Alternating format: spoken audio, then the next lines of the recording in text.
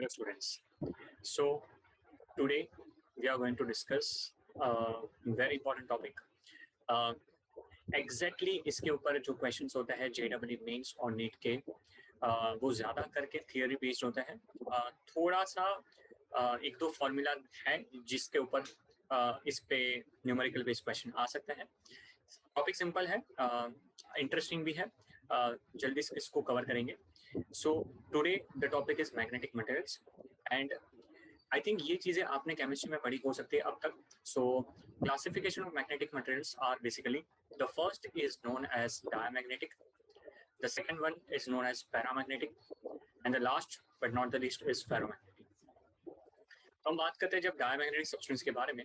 Okay, सो diamagnetic substance basically वो होते हैं जिसके अंदर के इंडिविजुअल एटम्स या तो आयंस जो रहते हैं उनका नेट मैग्नेटिक मोमेंट नहीं होता. Okay, so basically this are kind of worst kind of magnet, है ना. तो जब डायमैग्नेटिक सब्सटेंस को आप कोई एक मैग्नेटिक फील्ड के अंदर रखते हो जो आपकी एक्सटर्नल मैग्नेटिक फील्ड होगी, तो उनकी टेंडेंसी होती है स्ट्रॉन्ग पार्ट से लेके वीक पार्ट पे जाने की, है ना. तो इसीलिए, है ना, ये सब्सटेंसेस एक्चुअली में अट्रैक्ट नहीं होते फील्ड को, ये उल्टा रिपेल होता है. ओके, और हार्डली, है ना, let me tell you very frankly, hardly magnetise होता है, जहां पे ऐसा लिखा भी है. ओके, सो इसमें क्या होता है, जैसे फील्ड लाइंस आती है और आपने अगर बीच में डायमैग्नेटिक सब्सटेंस रख दिया तो ये फील्ड लाइंस उल्टा अंदर जाने के बजाय वो बाहर से जाना पसंद करती है. ठीक है, सो नॉर्मली स्पीकिंग जहां पे मैग्नेट्स फील्ड लाइन को अंदर लेके जाता है, यहाँ पे उसका उल्टा होता है, यहाँ पे उल्टा ये बाहर से चली जाती है. ओके, अब एग्जाम्पल कौन कौन से, तो एक है गोल्ड, ओके, दूसरा है सिल्वर. गोल्ड देखें, आंखें चमक गई होगी आप लोग की. Okay, so this are actually, but unfortunately इस केस में डायमैग्नेट है. उसके अलावा we have bismuth, then glass, lead, water, NaCl, marble and so on. Okay, अब क्या होता है कि एक डायमैग्नेटिक सब्सटेंस को अगर आप दो पोल पीस के बीच में रखते हो, जैसे north pole and south pole, जैसे मैंने आपको ऑलरेडी बता दिया है कि जब हम रखते हैं तो what happens is that diamagnetic substance जो फील्ड पास होती है वो उसको सराउंडिंग में ना जाके, मतलब अंदर ना जाके सराउंडिंग से पास हो जाती है. ओके, इनके अंदर जो नेट मैग्नेटिक मोमेंट होता है, अगर मैं सारे आइटम्स को कंबाइन कर दूं तो उनका नेट मैग्नेटिक मोमेंट 0 ही होता है. और उल्टा अगर मैं बहुत स्ट्रॉन्ग मैग्नेटिक फील्ड उसके ऊपर पास करवाऊं तो अंदर के जो एटॉमिक मैग्नेट्स होते हैं, छोटे छोटे मैग्नेट, वो एक्चुअली अलाइन होने चाहिए, मतलब उनका डायपोल मोमेंट अलाइन होना चाहिए इन the direction of magnetic field. उल्टा मतलब इसमें एकदम ही ऑपोजिट हो जाएगा, वो ऑपोजिट अलाइन होते हैं. ओके, सो जब ये ऐसा होता है तो क्या हो जाता है कि इन दी एंड उनको, है ना, उनको हमें लगता है कि डायमैग्नेट को एक प्रॉपर मैग्नेटिक फील्ड मिल जाएगी और वो एक मैग्नेटाइज हो जाएंगे. उल्टा ये क्या हो जाता है, काइंड ऑफ डीमैग्नेटाइज होता है, मतलब मैग्नेटाइज नहीं होते, ऑपोजिटली मैग्नेटाइज होता है. ओके, यहाँ पे जैसे लिखा है when magnetic field is applied those electrons having the orbital magnetic moment in the same direction, actually में होने चाहिए स्पीड अप. यहाँ पे उल्टा सब चीज उल्टी हो रही है तो स्लो डाउन होंगे, और जो ऑपोजिट डायरेक्शन में होते हैं वो उल्टा क्या होता है, स्पीड अप होते हैं, जिसकी वजह से इनका नेट डायपोल मोमेंट उल्टा क्या हो जाता है, कम हो जाता है. Now the next thing is कि जब आप एक डायमैग्नेटिक सब्सटेंस के रॉड को, है ना, फ्रीली सस्पेंड करोगे बिटवीन द टू पोल्स, तो अनलाइक पैरामैग्नेट एंड फेरोमैग्नेट, ये परपेंडिकुलर अलाइन होता है लाइक दिस. ओके, पूरा उल्टा ही है ना, जैसे बोलना टेढ़ा होता है. आपके फ्रेंड में भी कोई ना कोई ऐसा होगा फ्रेंड जो नॉर्मली सब चीजें नहीं बोलता, जो भी चीज बोलोगे उसका उल्टा ही बोलेगा, है ना. So diamagnet is kind of that. Okay, there is another thing, the one very very important property of diamagnet is कि जो most exotic diamagnetic substance are होते हैं वो एक्चुअली सुपर कंडक्टर्स होते हैं. Okay, what are super conductors, कि ये वो डायमैग्नेटिक सब्सटेंस है जिसको आप बहुत ही ज्यादा मतलब लो टेम्परेचर पे जाके कूल डाउन करो. ओके, तो ये परफेक्ट कंडक्टिविटी देंगे और परफेक्ट डायमेग्नेटिज्म देंगे, मतलब सारी की सारी फील्ड लाइंस, ओके, बाहर से ही जाएंगी, कोई अंदर जाएगा ही नहीं. अब जब ये होगा ना तो what happen, this become a super conductor. अब सुपर कंडक्टर जो पॉइंट पे वो बन रहा है ना, जब फिनोमेना ऑफ परफेक्ट डायमेग्नेटिज्म, ये जो फिनोमेना है उसको हम मेजनर इफेक्ट बोलते हैं. देख लेना स्पेलिंग, साइंटिस्ट के नाम से ये रखा गया था. एंड वेरी इंपॉर्टेंट, हमने ऑलरेडी पढ़ लिया है कि ससेप्टिबिलिटी क्या होता है. ओके, तो डायमैग्नेटिक का जो ससेप्टिबिलिटी होता है वो होता है -1। Susceptibility +1 is given by relative permeability, ये भी हमने फॉर्मूला देखा है, mu R is equal to 1 plus susceptibility. और अगर ससेप्टिबिलिटी को मैं -1 करूँ तो हमारा रिलेटिव परमियाबिलिटी क्या हो जाएगा, 0 हो जाएगा। ओके, वेरी इंपॉर्टेंट, ये याद रखना, ये नीट में पूछा गया क्वेश्चन। ओके, नाउ अगर एक डायमैग्नेटिक लिक्विड को हम वॉच ग्लास में रखें तो क्या होगा, तो वी सी दैट। ओके, तो अगर वॉच ग्लास का मतलब सिंपल ये है कि आपके पास एक काइंड ऑफ बीकर जैसा है और आपने उसके अंदर एक डायमैग्नेटिक लिक्विड रखा है और आपने उसको पोल पीसेस के बीच में रखा, तो when a diamagnetic liquid contain in a watch glass is placed on 2 pole pieces moved apart, then it shows an elevation in the middle. मतलब जब उसको आप दूर लेके जाते हो, है ना, तो वो एलिवेट होता है। जब आप उसको नजदीक लेके आते हो वो आप देख पा रहे होंगे, है ना, आई थिंक बी में दिख रहा है कि जब आप मैग्नेट्स को नजदीक आ रहे हो तो बीच में एलिवेशन के बदले डिप्रेशन हो रहा है। ओके, याद रखना ये पॉइंट आपको पैरामैग्नेट में एग्जैक्टली ऑपोजिट मिलने वाला है। वापस रिपीट कर देता हूँ, 2 पोल पीसेस दूर है, बीच में डायमैग्नेटिक सब्सटेंस रखा। ओके, दूर है तो बीच में एलिवेशन, नजदीक लाए तो depression. Okay, and finally there is a YouTube, वो वाला नहीं जो आप देखते रहते है ना, ये वाला यूट्यूब है। अगर आप यूट्यूब के जो 2 लिम्ब है उसमें से एक लिम्ब के पास मैग्नेट को लेके आओ, तो मैंने बताया वैसे डायमैग्नेटिक लिक्विड इसको मैग्नेट को अट्रैक्ट के बदले रिपेल करेगा, तो पूरा जो लिक्विड है वो इस तरह से डिस्प्लेस होगा। अब दूसरे डायग्राम में देख पा रहे होंगे कि वो डिस्प्लेस हो चुका है, दूसरे साइड पे वो बढ़ चुका है। ओके, सो काफी इंपॉर्टेंट है। सो इट्स फालतू है ये, आपको आइडिया है ही। Okay, the most exotic minerals are superconductor, तो आपको आंसर है डायमैग्नेट, पता है। Let is an example, obviously ये पढ़ा है तो डायमैग्नेट ही होगा, है ना, कुछ और तो पूछ नहीं सकता। ठीक है, अब आते हैं पैरामैग्नेट पे। पैरामैग्नेट क्या होता है? Okay, so paramagnetic substances are basically those जिसका वैसे तो, है ना, वैसे तो जो डायपोल मोमेंट होता है वो काफी कम होता है और काफी सारे का कैंसल आउट भी होता है, but it is like better than dia. मतलब इसमें ऐसा है टेंडेंसी के, हाँ, कि थोड़ा बहुत डायमैग्नेटिक के पास और पैरामैग्नेटिक के पास खुद का डाइपोल मोमेंट होता है। तो जब ऐसे सब्सटेंस को आप एक्सटर्नल मैग्नेटिक फील्ड में रखते हो तो ये फीबली मैग्नेटाइज्ड होते हैं in the direction of magnetizing field. Okay, वहां पे ऑपोजिट था, इसमें इन द डायरेक्शन। तो इसकी टेंडेंसी होती है कि ये वीक से स्ट्रॉन्ग की तरफ अट्रैक्ट होते हैं, बट ये अट्रैक्शन वीक होता है, ये स्ट्रॉन्ग नहीं होता। ओके, स्ट्रॉन्ग अट्रैक्शन, ये सेम चीज पैरा और फेरो है ना, बहुत सिमिलर है। फेरो में ये बहुत स्ट्रॉन्ग अट्रैक्शन होता है, इसमें वीक अट्रैक्शन होता है। ओके, और इसमें कैसा है कि इनके पास एक इंडिविजुअल एटम के पास परमानेंट डायपोल मोमेंट होता है, और ये जो permanent dipole moment individual atom का है, अगर ये सबको आप नेट सब्सटेंस का देखो तो वो 0 बनता है। मतलब एक ऐसा होगा तो एक दूसरा उल्टा होगा, एक ऐसा होगा तो एक ऐसा होगा। So in the end the net dipole moment of the entire substance is 0। अगर आप बाहर से कोई फील्ड लगाओ ना उसके ऊपर, और आप अगर बाहर से कोई एक फील्ड लगा दो तो ये सारे के सारे क्या होते हैं पता है, दिस पैरामैग्नेटिक सब्सटेंस के एटम ट्राई करते हैं वो फील्ड के डायरेक्शन में अलाइन होते हैं। एग्जांपल देख लो, एल्यूमिनियम है, प्लेटिनम है, रिंग देके खुश हो गए होंगे, मैंगनीज है, क्रोमियम है, कैल्शियम है, लिक्विड ऑक्सीजन है, this are the paramagnetic materials. अब जब आप ये करते हो ना बच्चा पार्टी, तो पैरामैग्नेटिक सब्सटेंस क्या करता है कि यार वो काइंड ऑफ डोसाइल है, वो अच्छे बच्चे हैं। तो जैसे बाहर से स्ट्रॉन्ग मैग्नेटिक फील्ड आई तो वो जो डायपोल मोमेंट रैंडम थे ना वो ऐसे धीरे धीरे उनके डायरेक्शन में अलाइन हो गई। डाय में उल्टा हो रहा था, इसमें अलाइन सेम डायरेक्शन में हो रहा है। अब ट्विस्ट ये है कि एज सुन एज आपने चुपके से वो फील्ड को हटा दिया, जैसे आपने हटाया तो वापस अपने ओरिजिनल पोजीशन में चले जाएंगे। इट्स लाइक व्हाट, कि क्लासरूम है, वहां पे बच्चे पहले मस्ती कर रहे हैं, शोर कर रहे हैं, कोई ऐसे जा रहा है, कोई ऐसे जा रहा है, कुछ भी कर रहा है। जैसे ही टीचर की एंट्री हुई, सब लोग शांत बैठ के, सब लोग एक डायरेक्शन में देख रहे हैं, बोर्ड के डायरेक्शन में देख रहे हैं, अलाइन हो गए, है ना। टीचर है जहाँ पे, वहां पे सब बच्चे देख रहे हैं। As soon as the teacher went out, जैसे वो बाहर गए, वापिस हर बच्चा कहीं पे भी देख रहा है, रैंडम मोशन, कुछ तो कर रहा है ना। तो ये बेस्ट एग्जांपल हो गया, और इससे आप बोलोगे नहीं this is your paramagnetic substance.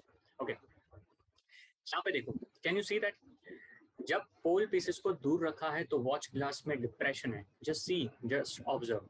पर नजदीक आया तो क्या है, ऐसे एलिवेशन। डाय में उल्टा था, बोला था मैंने कि याद रखना। सो ये चीज को आप मेक श्योर करो, ये सारे डिफरेंस के पॉइंट आपके दिमाग में फिट होने चाहिए। ओके, जब आप इसको रखते हो, मतलब हमारे पास रॉड को जब आप रखोगे, फ्रीली सस्पेंड कराओगे, तो डायमैग्नेट में वो परपेंडिकुलर था, ये इसमें parallel to the direction of magnetic field apply होगा। Okay, very important. सो देखो, this is the way all ion. Okay, so this is the difference between dia and para. Also there is one more difference. Para में अगर आप north pole south pole को लेके आते हो, तो dia में नीचे गया था, यहाँ पे ऊपर आ रहा है। यहीं पे आपको 3-4 पॉइंट मिल गया, यहीं पे आपको 3-4 पॉइंट मिल गया, ठीक है। आफ्टर दैट अगर हम बात करें तो एल्यूमिनियम है या कोई तो दूसरा है, उसमें से अगर आप नॉर्थ पोल साउथ पोल को रखोगे तो फील्ड लाइंस अंदर से जाना पसंद करती है रादर देन एयर से जाना। ओके, सो ये वन मोर वेरी इंपॉर्टेंट क्या है, डिस्टिंग्विश का पॉइंट है। अब यहाँ पे एक बहुत ही इंपॉर्टेंट लॉ है जो आगे मैंने बोला था कि इसके ऊपर सम्स आ सकते हैं। Just see that experimentally the magnetization of paramagnetic substance is found to be inversely proportional to the temperature। अगर आप देखोगे तो यहाँ से बहुत ही इंपॉर्टेंट चीज आती है, that magnetization is inversely proportional to capital T, and we know that magnetization is basically dependent on susceptibility। Okay, so susceptibility is basically C mu naught upon capital T, where C is called as Curie's constant, and this particular thing is known as Curie's law. So susceptibility of paramagnetic substance is inversely proportional to temperature. Please keep in mind the temperature does not affect the diamagnetic substance. Okay. हाँ, आप वो मत बोलना कि sir super conductor वाला तो था ना, उसमें तो अफेक्ट हुआ ना, वो अलग है ना, वो क्योंकि आप एक टेम्परेचर इतना ज्यादा कम करना पड़ेगा, जो रियल टेम्परेचर पे हम बात कर रहे हैं, जहाँ पे हम बढ़ा रहे हैं कम कर रहे हैं, उसकी तो बात ही नहीं होगी ना। ये तो आपको इतना टेम्परेचर कम करना पड़ेगा तब जाके वो डायमैग्नेट कन्वर्ट होता है। बट हम जो डे टू डे लाइफ में टेम्परेचर पे वर्क करते हैं, वहां पे we treat diamagnetic as a independent of temperature. So paramagnetic किस पे डिपेंड कर रहा है, तो very important, it depends upon the temperature. So sometimes questions like susceptibility of 1/2 is T2/T1, so inversely proportional है, याद रखना। ओके, तो एक बार देख लो, permanent magnets are made from. Okay, अब यहाँ पे एक बहुत ही बड़ा गफला है। अगर आप ये पर्टिकुलर एमसीक्यू देखोगे तो यहाँ पे आंसर दिया है क्या, paramagnetic, but this is not correct. The correct answer is ferromagnetic. Okay, permanent magnets बनता है फेरो से, टेम्पररी मैग्नेट्स उल्टा बनता है पैरामैग्नेट से, याद रखना। ओके, गलती है ये। Susceptibility is small and negative. Now again very very very very important, susceptibility small होती है बट नेगेटिव होती है, किसके लिए, तो पैरामैग्नेट होगा, डायमैग्नेट होगा या फेरोमैग्नेट होगा। The answer is diamagnet. Now यहाँ पे है ना, एक चीज के बारे में आप समझना। Okay, what is the formula for susceptibility. Okay, मतलब yeah, what is the formula for relative permeability? So when we say 1 plus mu r, 1 plus chi is equal to mu r, है ना, ये हमें सबको पता है। तो मैंने बोला था कि अगर ससेप्टिबिलिटी 0 है, अगर ससेप्टिबिलिटी 0 है तो आपका mu r कितना हो जाता है, 1। अगर ससेप्टिबिलिटी स्मॉल और नेगेटिव है तो mu r की वैल्यू क्या हो जाते हैं, लेस देन 1। ससेप्टिबिलिटी है ना, अगर मतलब स्मॉल बट ग्रेटर देन 1 है, ससेप्टिबिलिटी स्मॉल एंड पॉजिटिव है, स्मॉल एंड पॉजिटिव, तो म्यू आर की वैल्यू क्या हो जाएगी, ग्रेटर देन 1। समझ में आ रहा है क्या बता रहा हूँ? देखो, ससेप्टिबिलिटी स्मॉल एंड नेगेटिव तो dia, susceptibility small but positive para, susceptibility large positive and very large तो ferro. Okay, very very important change, याद रखना। ससेप्टिबिलिटी मतलब 0 होने पे वो प्रॉपर डाया बन जाता है। ओके, फेरो पे आते हैं। फेरो पे हम बात करेंगे आयन, नेक्स्ट इज कोबाल्ट, उसके बाद nickel, gadolinium and dysprosium. This are the ferromagnetic metal. Please यार ये 5 के नाम याद रखना, आपको मे बी क्या पता कोई थियोरेटिकल क्वेश्चन आ जाए। फेरोमैग्नेटिक सब्सटेंस में क्या है, ये स्ट्रांगली मैग्नेटाइज होता है और जब आप एक्सटर्नल मैग्नेटिक फील्ड के अंदर रखते हैं, उसके बाद they have a tendency from weak magnetic field to the strong magnetic field, और ये स्ट्रांगली अट्रैक्टेड होता है, पैरामैग्नेट वीकली अट्रैक्टेड होता है। ओके, अब फेरोमैग्नेटिक में एक डोमेन थियरी है। Okay, what is domain theory? ये चीज को समझाने के लिए what I am going to do is मैं आपको एक प्रॉपर डायग्राम दिखाता हूँ जिससे आपको समझ में आ रहा है। यहाँ पे देखो, जो पहला डायग्राम है ना, यहाँ पे हमने बहुत ही सिंपल कर दिया। एक फेरोमैग्नेटिक मटेरियल है जहाँ पे हमने टोटल 4 है ना, 4 कट मारे हैं, एक ऐसा कट, एक ऐसा कट, तो 1 2 3 4 हो जाएगा। हर एक में है ना एक एक काइंड ऑफ जो 4 हमारे रीजन बने उसको हम डोमेन बोलते हैं। डोमेन का मतलब है लाइक माइंडेड पीपल। आपके थोड़े फ्रेंड्स होंगे ना जो आपके जैसा सोचते हैं, तो आप अपना एक छोटा सा ग्रुप बनाते हो। ऐसा कोई दूसरे का भी ग्रुप होगा, पर आपने जो सोच रहे हो और कोई दूसरा सोच रहा है, दोनों में हो सकता है कि ऑपोजिट व्यू है। जैसे डिबेट में 2 ग्रुप बनते हैं, 2 ग्रुप में से जो पहला ग्रुप होता है उनका एक सेम कोई थिंकिंग है, फॉर एग्जांपल अरेंज मैरिज है, दूसरा बोलता है कि लव मैरिज है। ओके, वैसे फेरोमैग्नेट के अंदर बहुत सारे ग्रुप्स बने हुए हैं, हर एक के अंदर एक लाइक माइंडेड पीपल है। सिंप्लिसिटी के लिए हमने 4 क्या बना दिए, ग्रुप बना दिए। एक ऐसा सोच रहा है, एक ऐसा सोच रहा है, एक ऐसा सोच रहा है, एक ऐसा सोच रहा है। अब अगर आप net dipole moment of this particular ferromagnet material देखोगे जो इनिशियल कंडीशन में है, तो अभी 0 होगा। सिंपल है, ऐसा और ऐसा कट हो रहा है, ऐसा ऐसा कट हो, ऐसा ऐसा और ऐसा कट हो रहा है। अब आपने क्या किया कि आपने ये डायरेक्शन में मैग्नेटिक फील्ड अलाइन करी ये, और आपने अभी धीरे धीरे बढ़ाना स्टार्ट किया है। जैसे ही बढ़ाना चालू करोगे ना, तो क्या होगा, it is like saying what, कि आपके क्लास में ऐसे 4 ग्रुप है जो अलग अलग सोच रहे हैं, फिर एक बाहर से मोटिवेटर आया, मोटिवेटर ने कुछ बोला कि भाई ये डायरेक्शन वाले जो सोच रहे हैं ना वो सही सोच रहे हैं। ओके, आप सही जा रहे हो, आप सही कर रहे हो, आप ऐसा करो, आप वैसा करो, और आपने ये डायरेक्शन वाले को थोड़ा बूस्टअप मिला। अब जो बाकी 3 डायरेक्शन वाले थे ना, उनको लगा कि यार बात तो सही है, ये मोटिवेटर के पास एक्सपीरियंस है, ये जो बोल रहा है सही है, तो मैं सोच रहा हूँ कि यार मैं भी थोड़ा ये डायरेक्शन में सोचना चालू। तो अब हुआ क्या, बाकी 3 डोमेन में से थोड़े थोड़े थोड़े इसमें कन्वर्ट करना चालू कर दिए। मतलब ये डायरेक्शन वाले पहले मान लो 5 थे, ये वाले 5 थे, ये वाले 5 थे, ये वाले 5 थे, अब ये 5 में यहाँ से एक आया, यहाँ से एक आया, यहाँ से एक आया, तो इसकी स्ट्रेंथ 8 हो गई, और ये अभी 4 4 4 बन गए। अब देखो समझ में आ रहा होगा मैं क्या बताने की ट्राई कर रहा हूँ। तो जैसे जैसे फील्ड बढ़ते जा रही है ना, ये वाले जो है ना वो धीरे धीरे अपना एक पूरा समुदाय संप्रदाय है ना बनाते जा रहे हैं, और जैसे ही स्ट्रॉन्ग मैग्नेटिक फील्ड आ गई, सारे के सारे जो डोमेन्स है ना वो एक साथ अलाइन हो गए। बोला कि भाई यही तो हमारा लीडर है, ये जो बोला है सही बोला है, ओके हमें ऐसा ही करना चाहिए। तो सब लोग अलाइन हो गए, और इसकी वजह से क्या हुआ कि kind of this is known as the domain rotation, all are align. And now अगर मैं चुपके से ये एक्सटर्नल मैग्नेटिक फील्ड हट गई, मतलब वो जो मोटिवेटर था वो धीरे से हट गया, पर उसने अपनी ऐसी छाप छोड़ दी है ना कि अब वो वापस डोमेन क्रिएट नहीं कर सकते। Hence ferromagnet can be created, और ferromagnet can be used to generate the permanent magnet. देखो ये परमानेंट मैग्नेट बन चुका है।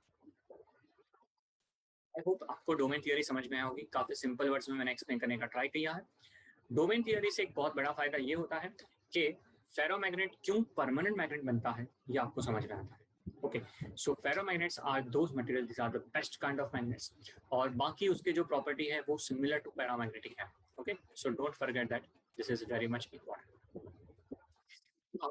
यहाँ से समझ में आएगा अगेन जो मैंने बताया था, mu is equal to mu naught mu R bracket 1 plus का। अगेन मैं रिपीट कर देता हूँ, ससेप्टेबिलिटी किसकी ज्यादा है सबसे, अगर हम देखें तो ससेप्टेबिलिटी की value okay positive and very high होती है फॉर फेरो, जिसकी वजह से आपका mu R very very greater than 1 बन जाएगा। ससेप्टेबिलिटी स्मॉल और नेगेटिव किसका होता है, डाया का। ससेप्टेबिलिटी स्मॉल एंड पॉजिटिव किसका होता है, पैरा। यार म्यू आर की वैल्यू लेस देन 1 किसकी होती है, डाया। म्यू आर की वैल्यू ग्रेटर देन 1 किसकी होती है, पैरा। म्यू आर की value very very very very greater than 1 किसकी होती है, ferro. Don't forget. Again this is very much similar to para, मैंने बोला था वैसे उसमें तो थोड़ी लाइंस जा रही थी, इसमें तो सबकी लाइंस ऐसे अंदर से ही जाएगी, तो काफी सिंपल है। अच्छा, why ferromagnetism is not found in liquid and gases, इसका बहुत एक इंटरेस्टिंग चीज है। जब हम फेरोमैग्नेट को मतलब एक हम राइज करना स्टार्ट करते हैं ना, जब हम टेम्परेचर राइज करना चालू करते हैं, तो क्या होता जाता है कि ये जो डोमेन है ना धीरे धीरे धीरे धीरे टूटने लगते हैं, है ना। जैसे 2 काइंड ऑफ मोटिवेट होता है ना, एक होता है जो आपको पॉजिटिवली मोटिवेट करेगा, और एक होता है जो आपको आपके ग्रुप को ही डिवाइड करेगा, आपको तोड़ेगा, आपको बोलेगा कि भाई एक ग्रुप को कुछ बोलेगा, दूसरे ग्रुप को कुछ बोलेगा, है ना। सो आपको आई थिंक समझ में आ रहा होगा what I am trying to say. तो आप जब टेम्परेचर बढ़ाते जा रहे हो ना, ये काइंड ऑफ डीमोटिवेटर है। तो जब टेम्परेचर बढ़ा रहे हो, ये ग्रुप्स अपने अपने आप में क्या कर रहे हैं, अपने आप को तोड़ रहे हैं, एंड बिकॉज ऑफ दैट अब सब लोग रेंडमाइज करना चालू करेंगे। सो एक पॉइंट ऐसा आएगा, एक टेम्परेचर का पॉइंट ऐसा आएगा जहाँ पे फेरोमैग्नेट जो है वो अपनी फेरोमैग्नेटिक प्रॉपर्टी को छोड़ के कन्वर्ट हो जाएगा पैरामैग्नेट में, and the temperature at which this happens is known as the Curie temperature, the Curie point. And then the formula for this is susceptibility equal to C upon T minus Tc, where Tc is watt. Tc is watt with charm, Tc is your Curie temperature. यहाँ पे भी एक चीज समझ में आ रही है कि टेम्परेचर और ससेप्टिबिलिटी इनवर्सली प्रोपोर्शनल है, or this particular law is sometimes also known as Curie-Weiss law. Okay, Curie-Weiss, W-E-I-S-S, Curie-Weiss law. This help you to clear all your doubts that when the magnetic field lines are coming, okay, diamagnet को रखने से वो दूर जाना पसंद करती है, paramagnet में अंदर आना पसंद करती है, फेरो में तो बोलती है भाई अंदर ही आ जाओ, है ना। सो this is the kind of वे आपको समझ में आ जाएगा। ओके, सो आई होप कि ये पॉइंट से आपको फेरोमैग्नेटिक मटेरियल के बारे में भी आइडिया लगा होगा। तो sum up, diamagnet are kind of worst magnet. Diamagnet को हम यूज कर सकते हैं फॉर योर सुपर कंडक्टर्स, जिसको हम मेजनर इफेक्ट बोला था। ससेप्टिबिलिटी उनका स्मॉल एंड नेगेटिव होता है। रिलेटिव परमियाबिलिटी आपका लेस देन 1 होता है। And diamagnet basically weakly we can say repel होता है, और वो ट्राई करता है वीक फील्ड से लेके मतलब अगर हम बात करें तो they always try to align in a opposite direction. Okay, they always try to align in a opposite direction. Okay, paramagnet की बात करें तो पैरामैग्नेट में क्या है, हमने डिस्कस किया कि they are kind of weakly attract होता है। उनकी टेंडेंसी होती है ना, उनकी टेंडेंसी होती है कि वो मैग्नेटिक फील्ड के डायरेक्शन में अलाइन करें, लाइक अ फेरो। अब सिमिलर पॉइंट बताते जाऊंगा। ओके, पैरामैग्नेट में कैसा है कि वैसे नेट डायपोल मोमेंट 0 होता है, इनिशियली फेरो में भी 0 होता है, पर जैसे दोनों में अगर हम बाहर से कोई फील्ड अलाइन करें तो दोनों धीरे धीरे टर्न होना चालू करते हैं। पैरा में लेकिन कैसा है कि आप जब स्ट्रॉन्ग मैग्नेटिक फील्ड अप्लाई कर दो और सारे अलाइन हो गए तो वो टेम्पररी मैग्नेट बन गया, पर as soon as you remove the magnetic field बाहर वाला तो पैरामैग्नेट वापस अपने ओरिजिनल पोजीशन में आ गया। क्लासरूम एग्जांपल याद रखना। फेरो में ऐसा नहीं है, फेरो में डोमेन है, डोमेन बन गया, डोमेन को आपने एक सही से अलाइन किया तो सारे के सारे डोमेन के रोटेशन हुआ, रोटेशन के बाद वो वापस डोमेन नहीं बना सकते, है ना। सो this is very very important. Last but not the least, ferromagnet या पैरामैग्नेट को जब आप हीट अप करते हो तो बेसिकली ये अपनी मैग्नेटिक प्रॉपर्टी को लॉस करता जाता है। So susceptibility is inversely proportional to temperature, and this particular thing is known as a Curie temperature or Curie-Weiss law. Okay. With this, I can say I have covered the magnetic material in a very brief manner. I hope आपको समझ में आया होगा। And इसके ऊपर जो ferromagnetic materials है, इसके ऊपर एक बहुत ही इंटरेस्टिंग फिनोमेना है जिसको हम बोलते हैं hysteresis. So in the next video we are going to discuss about the magnetic hysteresis and which material are used to create the electromagnets or the permanent. Thank you so much. मिलते हैं बहुत जल्द।